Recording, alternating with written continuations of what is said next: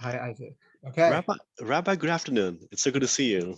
Yeah, I'm excited to do 411. This is like the end of a whole movie. Yeah, like we're getting to the ending of this whole story.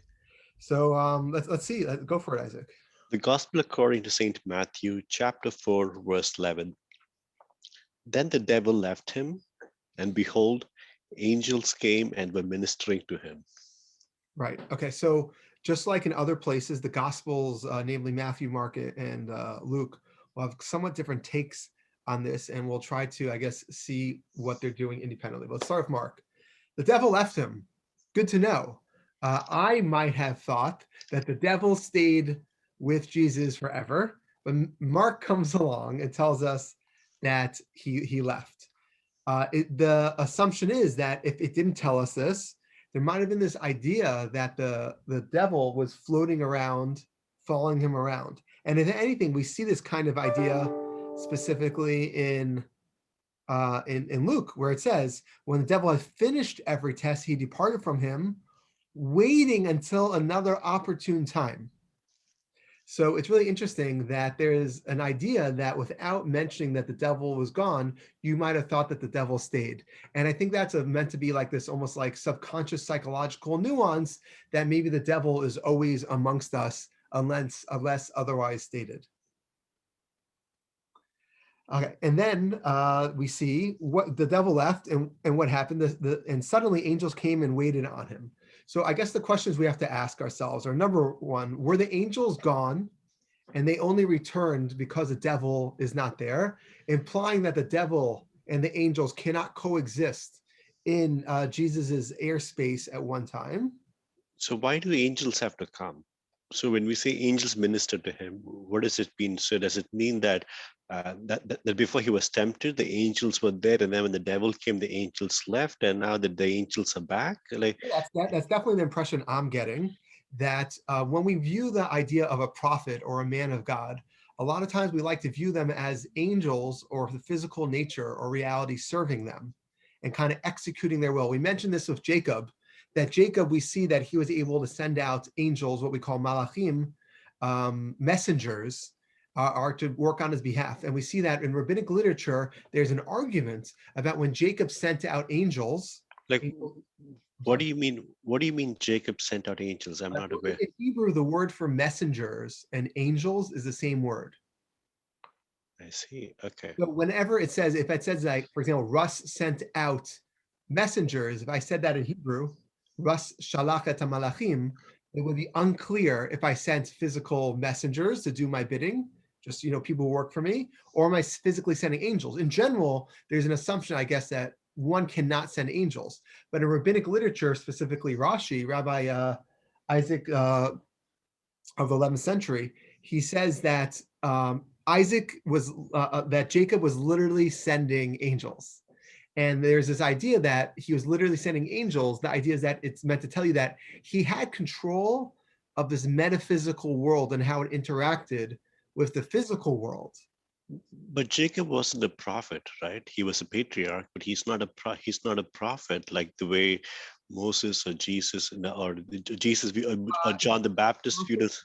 Yeah, he's a patriarch, and he's definitely not a prophet in the way that Moses and Jesus in the New Testament is alleged to be. But nonetheless, Rashi wants us to know that he has the power to delegate to the metaphysical world and to tell angels uh, Mhm. to go do my bidding. And when he went to go interact with Esav, he specifically sent angels. Again, like it's not important, I guess, if that physically happened or literally happened. It's important that in rabbinic literature, we see there's this idea that if you're a holy enough individual, then angels will do your bidding. And I guess this is what we see in Matthew over here. And suddenly angels came and waited on him. When I assume it means waited on him, it means it did his bidding. Maybe if he needed his clothes ironed, if he needs some fresh fruit cut for himself as he just fasted 40 days and 40 nights, they did what they wanted him to do. Yeah, that's a bit. It seems a bit odd. I mean, okay, let me put it this way. is there a similar parallel like this? Like you go to Jacob, now we have John the Baptist, but there's no mention of angels with him. Elijah had the chariots of fire surrounding him. Are there other prophets who have with a similar parallel? With angels came or they waited or they Yeah, ministered. I think the Elijah parallel that you just mentioned is one. It says in 1 Kings 19, 5-8, that he lay down under the bosom tree and fell asleep. Suddenly an angel touched him and said to him, "Get up and eat." He looked, and there at his head was a cake baked on hot stones and a jar of water. He ate and drank and lay down again. The angel of the Lord came, same word came, a second time, touched him and said, "Get up and eat, otherwise the journey will be too much for you." He got up and ate and drank. Then he went in the strength of that food 40 days and 40 nights to Horeb, to the mountain of God. So we do have this parallel that the angels were supporting Elijah, the prophet, during his 40 days and 40 nights of non-food. So again, like when you think of 40 days and 40 nights, we do think of all these three instances of Elijah the prophet, Moses Rabbeinu, Moshe Rabbeinu, and now Jesus. So, and then at the end, I can't say that the angels at the end were supporting Moses. I don't think we generally see Moses really interact that way. But Elijah, this very clear. An angel touched him and said, "Get up and eat." So I'm not sure if it's as much serving him, doing his bidding, as much as ensuring that he goes along the right timeline, along the right path of God, which is a little bit different than what we expect out of Jesus. I don't think we imagine that the angels are kind of ensuring that he follows the path of God, because he kind of is the one who is writing the path of God. Mhm. Um, So this verse closes out the section of the temptation. One of the questions I had was like, why three? Does number three mean something? Like 40 days signifies, or the number 40 signifies completion, wholeness. In a similar way, that does three mean something? And is there any significance to these three temptations? Of all the ones in which you could have been tempted, uh, is there something unique about these three which makes these three stand out? well, I mean, I feel like over the last month we've talked about what Yeah. what stands out. So I don't know what you want more than that. No, sorry, let me put it this way. So he could have tempted him in multiple in any different way. The first thing was, can he will he use the physical world for his safety? Or the second one was, will he use his power for will he use his power for his for his safety and or for his life? Um, and the third one was, you shall worship the Lord your God and serve him only. Um, but then we cannot say that these are the only three ways in which he could be tempted.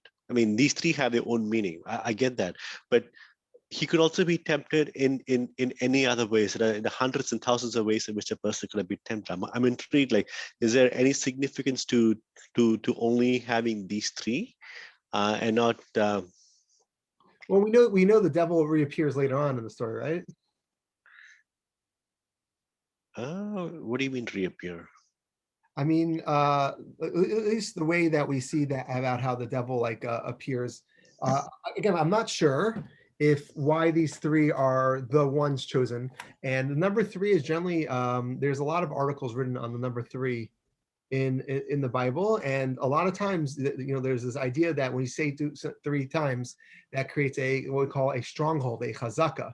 That once you test someone three times and they pass, then they are kind of like past all the kind of tests that you could throw at them. I see. So it's kind of viewed in that way of like that level, that kind of perfection. So it sounds like this marks another level of perfection. He fasted 40 days. That marked one level of perfection. He was tempted three times, and that marks a second level of perfection or second level of wholeness. Yeah, I think that's accurate to say.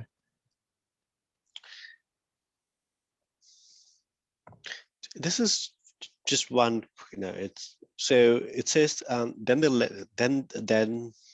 the devil left him, and that's in the past tense, right? And the angels came and were ministering to him. It speaks in the present continuous tense. Like, is that is that intentional to mean something versus just saying the angels came and ministered to him as in describing something which happened in the past versus using the present continuous tense? I mean, it definitely seems when you look at it in comparison to Luke, and Luke, it says that the devil departed him until an opportune time. It meant that the tests are not over, that the Yeah. tests are on hold until he finds another test. Okay, Isaac, I'm gonna call that. Put a check. Yeah.